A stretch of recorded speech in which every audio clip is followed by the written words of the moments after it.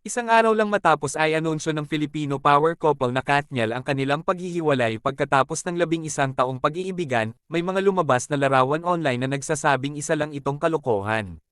Noong ika-1 ng Disyembre, nagbahagi ang aktres na si Catherine Bernardo ng mahabang mensahe sa Instagram na nagsasabing sila ni Dij, aka Daniel Padilla, ay nagdesisyong maghiwalay ng landas at nagsimula at natapos ang kanilang love story ng may respeto. Kinumpirma pa ni Daniel ang breakup sa isang hiwalay na Instagram post. Ang fanbase ng mag-asawa, na kilala bilang Katniel, ay naiwan sa kawalang paniwala at pagkawasak matapos malaman ang balita. Gayunpaman, sa lalong madaling panahon pagkatapos ng anunsyo, ang ilang mabigat na pusong mga tagahanga ay natitised sa isang kislap ng pag-asa sa balat ng sinasabing mga pahayag ni Catherine mula sa kanyang mga social media account na nagpapahiwatig na ang mag-asawa ay magkasama pa rin sa katotohanan. Ang isa sa mga larawan ay naglalaman ng sinasabing Instagram story ni Catherine kung saan nagbahagi ang aktres ng nakangiting selfie na may subtext na nagdedeklara ng kalokohan. Ang pangalawang larawan ay nilalaro bilang kanyang ex-post, kung saan inaangkin niya ang pareho, at isang pangatlong larawan na inilalarawan bilang kanyang post sa Facebook na nakasaad, nagtetrend, iyan ba ang iniisip sa amin ng mga streaming company? Nag-react ang mga tagahanga habang tinawag ni Kanye West ang mga platform para sa pag-alis ng kanyang album, Vultures isa, kasama nila ang isang may sapat na gulang at wala siyang ginawa. Nag-viral ang video ng Sephora blackface, nagdulot ng matinding galit sa online, mahal ka namin Katniel. Yesterday was just a prank to test you kung gaano kayo kasolid sa amin. Ikinalulungkot namin. Muli, ito ay isang kalokohan lamang.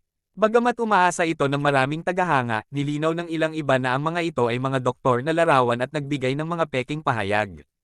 Ang pagbisita sa mga social media profiles ni Catherine ay nagpapatunay na hindi siya nagpost ng anumang bagay na ganito. Kaya, nananatiling hiwalay sina Catherine at Daniel. Palawakin ng tweet mga pagkakaiba sa mga larawang nagsasabing isang kalokohan ang breakup ng Katniel tulad ng gusto ng mga tagahanga nina Catherine Bernardo at Daniel Padilla, na gumugol ng maraming taon sa paghanga sa kanilang pag-iibigan, na ang katotohanan ng kanilang paghihiwalay ay isang masamang panaginip, sa kasamaang palad, iba ang sinasabi ng katotohanan. Ang mga na-edit na larawan ng mga di-umano'y post ni Catherine Bernardo, na sinasabing niloko nila ang kanilang mga tagahanga sa pahayag ng breakup, ay nakapagpaginhawa sa ilang mga tagahanga. Ngunit sa kanilang pananabik, na-miss nila ang ilang mga kadahilanan sa mga larawang iyon. Ang una ay isinusulat ni Catherine ang pangalan ni Daniel bilang Dij, at hindi Dij, ang tawag nito sa kanya. Ang pangalawang kapintasan sa isa sa mga larawan ay ang ipinakitang larawan ni Catherine sa Instagram. Sa viral image na nag-claim ng prank, ang larawang ipinakita bilang dapi ng 27 anyos ay iba sa ipinapakita ng opisyal na Instagram account ng aktres.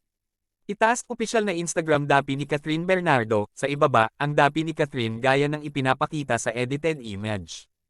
Mga larawan sa pamamagitan ng Instagram.